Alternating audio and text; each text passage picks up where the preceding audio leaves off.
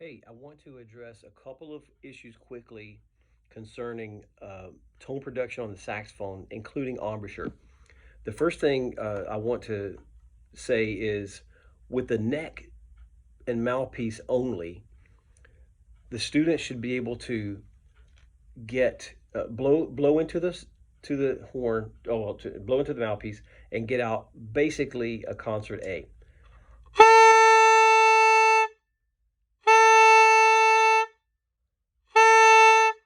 Sometimes, if I'm really open here, I'll get an A flat, but that's between the A flat and the A should be about the right spot for blowing into the neck. Now, in terms of embouchure, embouchure needs to be the lips need to be firmly around the mouthpiece. So a firm grip, a circle. Think about it in a circle, and you're gripping the mouthpiece. But if you don't have enough air to get that A, then that's an issue. That's a more fundamental issue. You have to have good air to put into the horn to get a good tone. Then, see, the embouchure controls the pressure that's on the reed and how the reed vibrates and how the air enters into the mouthpiece. I tell my students to put the saxophone in their mouth and blow.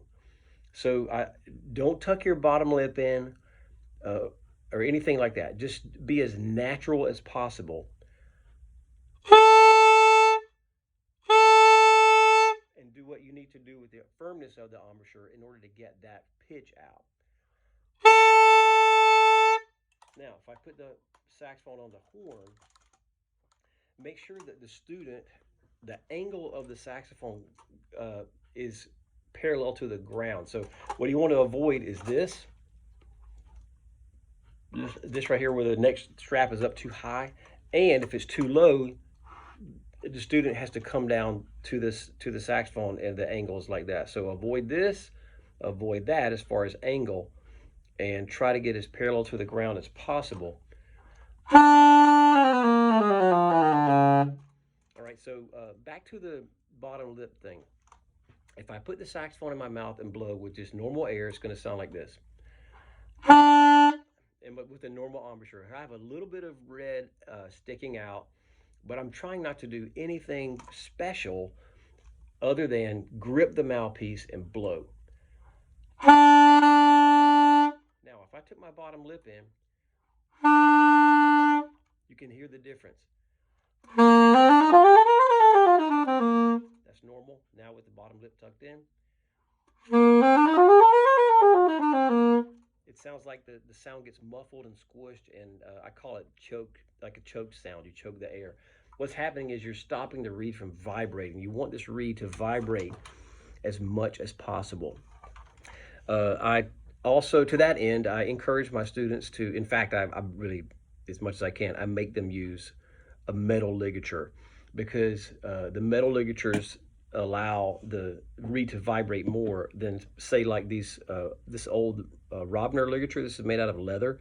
It's nice and durable, but there's a lot of material that goes on the reed, a lot of this leather material, and it's the same thing as if I were to put my finger on the reed and try to play like this. It keeps the reed from vibrating, and the reed needs to vibrate. Reed and mouthpiece, you want them to vibrate as much as possible. Now, there's a Rovner mouthpiece that has like this, the new ones have this metal plate, and I've found that to be particularly useful. That works. So this is my classical setup. I have an AL3. It's made by Van Doren, and it's a good mouthpiece. And I use this, I just sort of found by accident that this ligature actually works well for that setup. But as far as my daily jazz setup, I'm using, this is actually a very old Selmer metal ligature. The H ligatures made by Van Doren are good, but they tend to break. I think they're not well made. I've gotten I have at least two that have broken right here in this spot right there. Just from pressure of tightening the reed. I mean, tightening the mouthpiece, tightening the ligature, sorry. Airstream and embouchure. Now, for low notes, there's a myth out there that where some people believe, oh, I got to loosen up for those low notes. That's not true. You got to have and maybe even more firm or a firmer grip.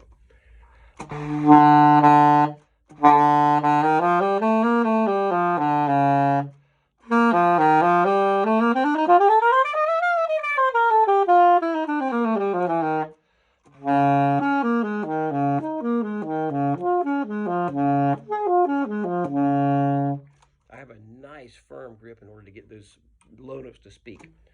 If my embouchure is too loose, it's going to sound honky.